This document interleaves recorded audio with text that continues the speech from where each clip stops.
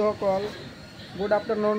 মই আজি আহিছোঁ মোৰ ফ্ৰেণ্ড ৰবীন্দ্ৰ সেন তাৰ দোকান MK ইলেক্ট্ৰনিক্সলৈ আৰু মই এটা কম্পিউটাৰৰ A61 মাদাৰ বোৰ্ড ল'ব বিচাৰোঁ বুলি ভাবিছিলোঁ আৰু কি সুবিধা আছে সেই বিষয়ে সি অলপ ভালদৰে কৈ দিব। এইটো বোৰ্ডটো কি সুবিধা আছে? মাদাৰ বোৰ্ডটো এটা ল'ম বুলি ভাবিছিলোঁ। এইটো আপোনাৰ 61 মাদাৰ বোৰ্ড আছে।